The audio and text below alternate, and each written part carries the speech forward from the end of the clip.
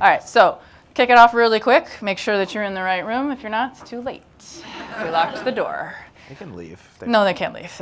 This is the best one. You've made an excellent choice. This is the best choice you've made. You guys really did. You have no clue. Like the other one, I went there by accident. Because we practiced there. It's not a competition, Max. It's the wrong place. It is a competition. So don't feel, we're going to be. All right. All right, so if you haven't already guessed, we've all met before. So my name is Elizabeth Marston. I am the Vice President of Commerce, Media, Strategic Services, whatever you want to call it at Tenuity.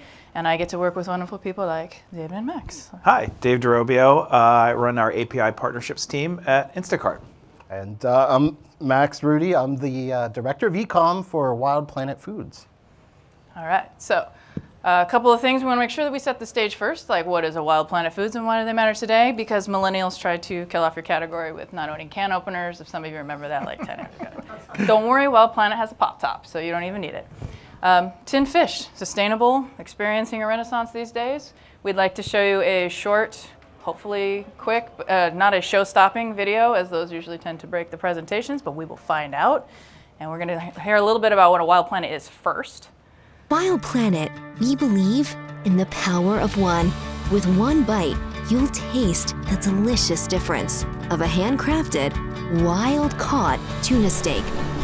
Nets are never used to catch our tuna. Instead, we sustainably catch each tuna using one pull, one line, one at a time. Because we believe one decision you make can impact both today and tomorrow.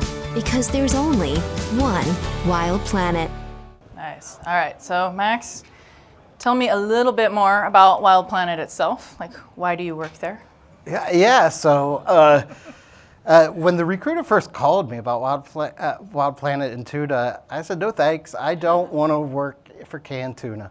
I had just seen the documentary, I think it was Seaspiracy, it was one of them, and basically what it showed is that the fishing industry is really destroying the earth. Kind of sucks. So I then listened to Wild Planet's story and realized that, wow, not only is this product a better tasting product, but it is doing everything right in the sustainability area to try and be a net positive solution. And if you can, and prior to that, I'd spent 5 years with Happy Baby in a B Corp, very mission driven, and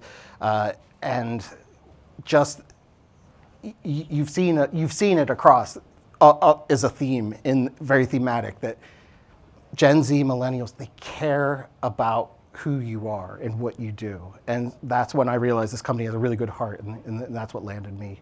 That's what landed me as the fish. Great. Love it. All right, someone's keeping a tally on the fishing puns, right? All right.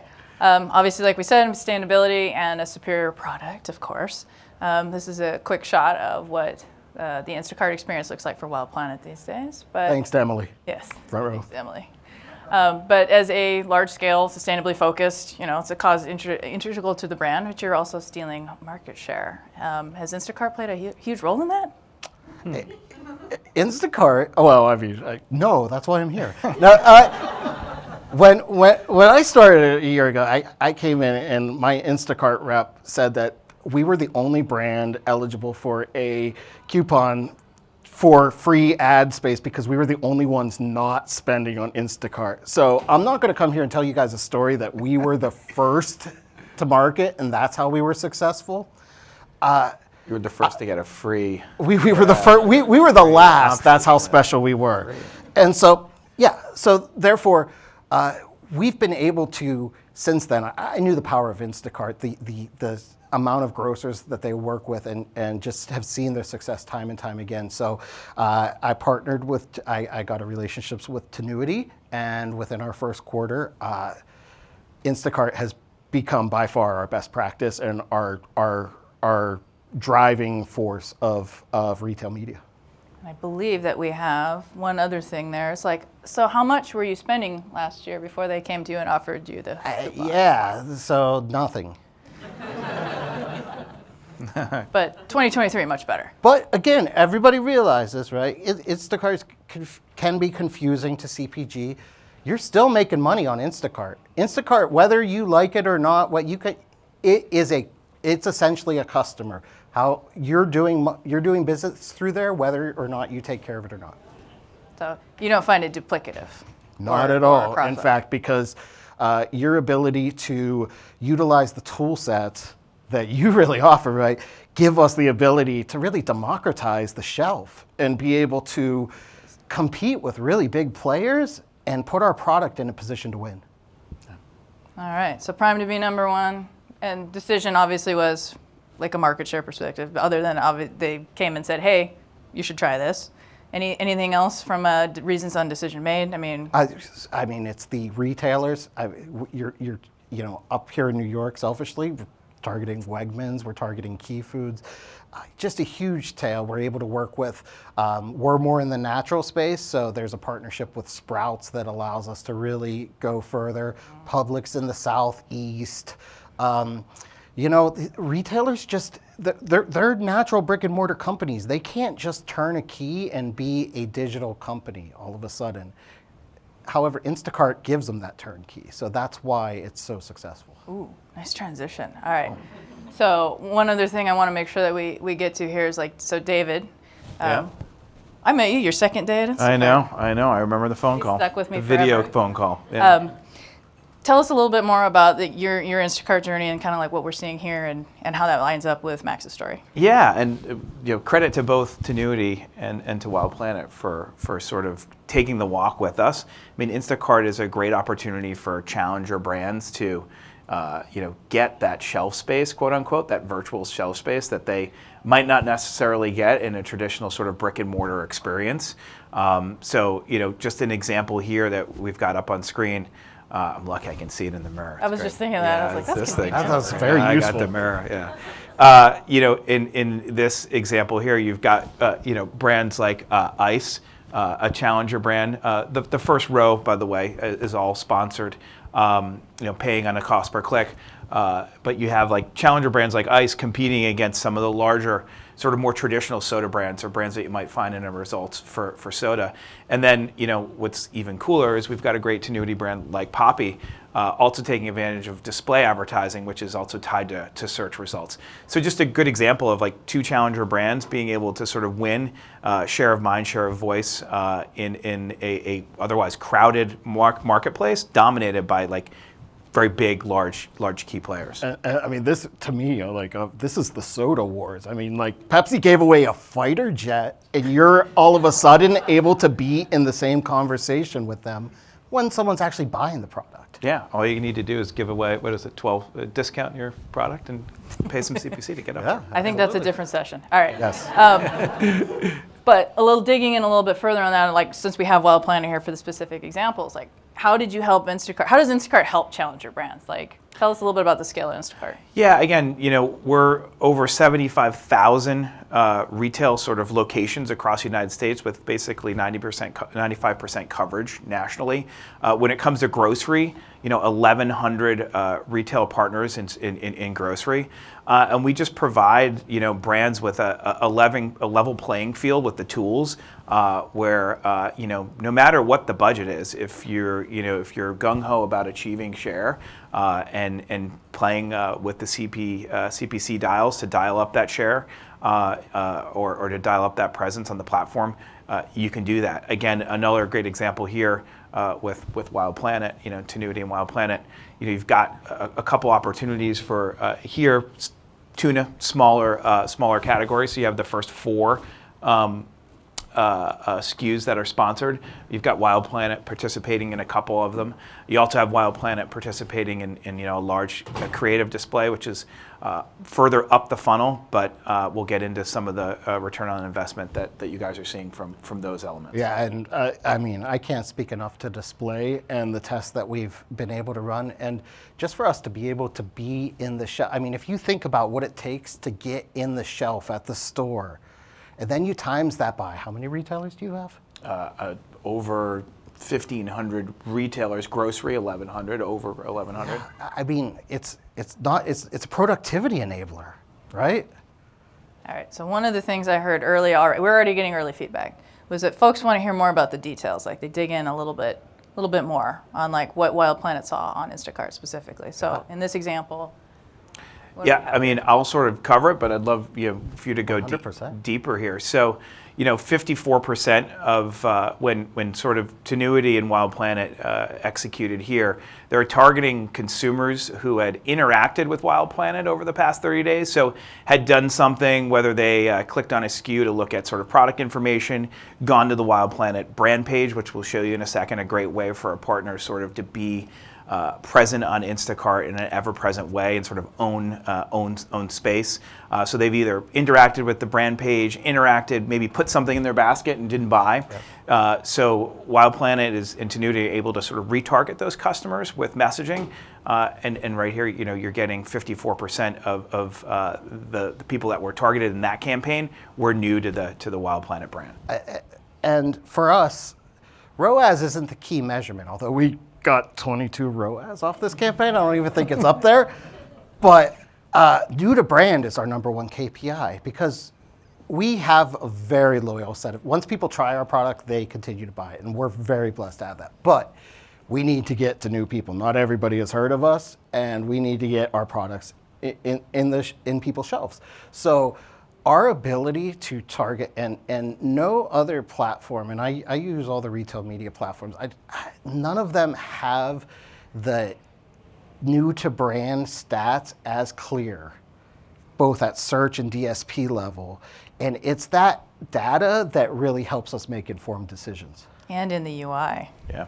What, That is 100%. baked in. Huge. All right, is this normal for a challenger brand? I see that legal has added a disclaimer that it's not, but I would like to ask some more. Listen, it's can we promise this to every brand?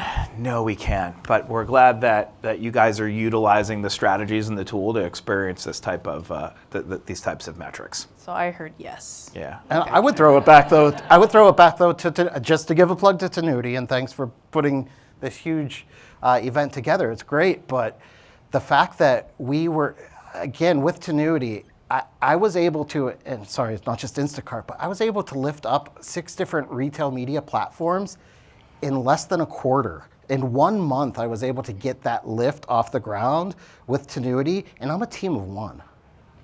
I'm supposed to probably add a disclaimer that that's not normal either, but Nobody steal We don't Emily do that from for me, just okay? anybody. legal lets me do what I want. So I want to dig into this one a little bit more. So the previous one, obviously, for folks that are familiar, they're like, yeah, retargeting, sure, low-hanging fruit. But I want to talk about this one. This is a category level. This is further up the funnel. We're talking at least consideration awareness, at least, Yep. right? And I want to dive in a little bit before we get to this, to what you said, and credit to Tenuity, because a lot of times sort of the industry overall, or the idea overall of e-commerce marketing sort of started with the big A, right?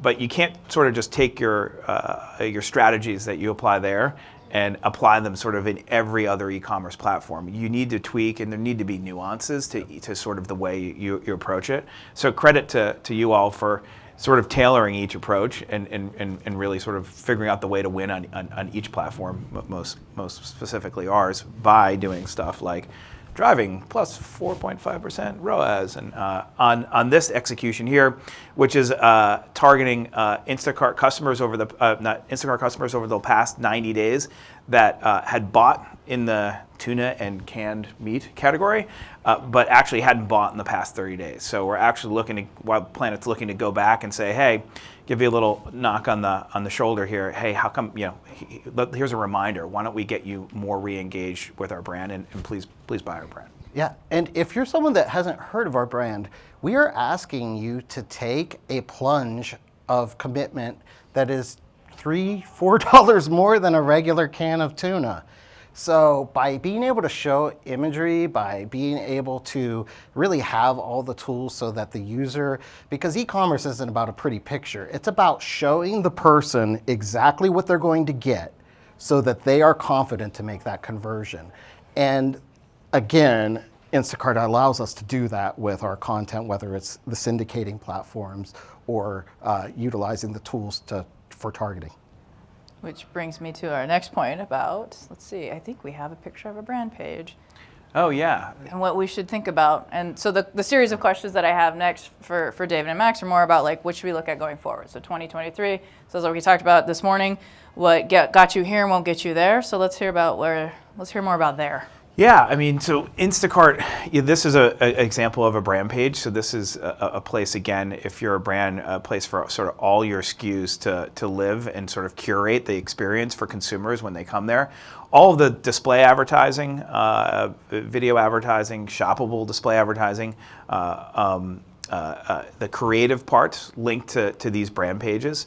And it's also actually a nifty scenario for if you're running off of Instacart's platform. You could actually use this to drive folks to a conversion if you don't have a sort of company-owned website that you want to drive folks to. So a unique sort of tool for a place for brands to live. How much do those cost? They're free. They're free. Yeah. I can tell you some other retailers are not so free. Come on in, and you can develop them all right within our UI, within our platform. And then we've launched a bunch of new products over the past sort of 6 months. This is a shoppable display ad. So here you can sort of see it's scrolling, but a display campaign or display ad that's sort of static with SKUs that your brand owns that can click and actually be added straight to your basket. And then we've also, I think if you go to the next slide, we've also launched shoppable video. So allowing for, again, we want brands to be able to tell their story. Some might consider these a little more upper funnel, but we love the fact that we can actually attach clickable SKUs right to the video, so you can actually add stuff to your basket, but also gives a brand a really elegant space to sort of tell that story and be more engaged with the consumer. So we'll continue to innovate in more sort of upper funnel opportunities. When it comes to, like, tactically, we're releasing a video and display API that's, I believe we just sent specs out over the past couple days. So you'll be able to activate through the API for those types of opportunities. And then some cool stuff when it comes to, like, OpenAI and Instacart shopping. I don't know if anyone saw the tweet where someone, I guess, used OpenAI and asked the Instacart to do a shopping for it and said sort of, I want to make these dishes. And the AI read the dishes, had all of the products and recipes actually in the basket and completed their shopping successfully. So I know that's taken engineering resources for my team and now devoted to that. So a little bit of a pain point for me, but nonetheless pretty cool and stuff that we'll see coming to market and then coming to opportunities with brands to participate. I want that. Emily, can we have that? And Wild Planet, you did both of these, right? The shoppable video and We did the shoppable video. Yeah, I want what he's talking about. This recipe. You want if a casserole, like we're always putting in one. Absolutely, right? Because when you're looking for ways to get people to consume your products, you might want to give them some ideas on how to do it. Yeah. How did shoppable video work for you? Like, I mean, because I don't think we had that one. Because there's an audience piece to it, but like overall, pretty positive experience, easy to use. Yeah, absolutely. Got it. How hard is it for you to get the creative together for these kinds of things? Because that's the question I don't have here. I'm going off script on this, but it's a real question, right? Like we all have that problem. Yeah. So I think you should not be reinventing the wheel here. You should be utilizing what you have. Now, again, it's a balance between, you don't just feed the same stuff to the same site. They're different shoppers, but you're talking about lower funnel ads. I would be thinking less about running your linear ad and more about running something that's going to get over the over any questions that might cause someone not to convert. Got it. Because we're all trying to take our traffic and convert it at the end of the day. But from a raw asset creation standpoint, pretty straightforward. It's very straightforward, yeah. And like I said, if your marketing team is putting out social assets, if they're putting out really full marketing communications, at this point, you should be able to create a video like that. Like, there should be no excuse at this point that honestly, your 12-year-old can create a video for you if you can't do it, truthfully. Unfortunately, that is something I've heard brands. I only have a 4-year-old and she can't yet. Yeah, it is a thing. So, and I will say, it's like personally with like my experience with Instacart content creation, they've made it pretty pretty stupid easy, honestly. Yeah, and we actually have some partnerships that we're forming right now where if you don't have creative, we'll actually point you in the direction of some third-party vendors that will. Really all you need is like 3 seconds of somebody eating a tuna sandwich or stirring it. And Right, and you're done. but I get a 3-minute commercial with someone like making the whole thing, and you're like, okay. So a couple other questions that I have here. So all together, right? So Wild Planet, you now have this full funnel marketing strategy that combines obviously the search components, display, on a bigger share of voice. So you're saying it's time to go fishing? Put this together. That's 3 fishing puns. If anyone's Is counting. that? No. Let's go to the East River. We can go fishing. I don't know what you catch Let's in hope that. you don't catch any. We're not going to catch anything there, by the way. Yeah. But from a full funnel strategy, how do you feel like going into the rest of this year into next year? I am so bullish on Instacart. It is, we're literally, and Emily can attest to this, we're taking money from other customers and putting it in because it's a cash machine. It's a money machine for us. And I don't know how you say no to a money machine. Well, it's okay. That wasn't live stream, so you're Just fine. gonna walk. All right. So one of the other things is we actually ran a little bit short on some of the other sessions, and I'm not supposed to take questions, but I guess we could. Yeah, you guys have any like questions? open, questions if anyone has. 5 minutes. Melissa said I get 5. Yeah. Anyone's got any additional questions? Yeah. I mean, it's a small room. It's tuning live. Let's do it, right? Does anybody have any We're questions? only talking tuna here. That's Yeah. nothing Any serious. questions? We will also be, following this session, I've been told that we will stand in that area, and we will also take questions that you didn't want to ask out loud. Yeah, we'll be under the tiger there, it looks like. I have a question for you. Every fish is caught via a fisherman pole, fishing on a pole. So where are the majority of the fish caught? Or is it South America? Where do you? So the way Sorry, the fishing, if it's not no, about 100%. ads, This we'll is really there are specific waters that in specific types of tuna that are sustainable, and so we will only fish the specific type of tuna that's sustainable in a specific water. For tuna, it ends up being a lot more of around the Vietnam area of the water. But it's also important that when you're taking the one fish, one line, it's that you're not taking the tuna that are infants so that you're destroying the cycle, and you're also not taking the older fish that tend to get used for sushi that are mercury laden, for lack of a better term. Gotcha. And so it's a balance of just, again, everybody has access to these, but it costs a lot and it takes a lot of dedication to do that. And then each tuna steak is hand cut and put in the can, and it's only cooked once. There's no water at it. The other tuna it's machine picked apart, and it has vegetable oil or vegetable, and this is literally just a tuna steak cooked in a can, truthfully. Awesome, cool. Well, it's a great product. I like it. Thank you. Anyone else tuna questions? Likewise with Fishing Any questions? question? Fishing East question. River questions? Yeah. We're open. Question, not tuna or East River, but it was very clear in your creative that you were trying to show your differentiators. In your creative, I'm sure on your brand page, where else do you take the opportunity to tell that story, whether it's on Instacart or anywhere else? Yeah, so I am a huge, I consider myself, the keeper of the bottom of the funnel. And it is imperative to me that the entire funnel is connected in messaging, in terms, and imagery, so that whatever you see on Instacart, on the A word, on Red Walmart or Walmart, it's all the same stuff you're going to get on our website, and it's all within that the same messaging.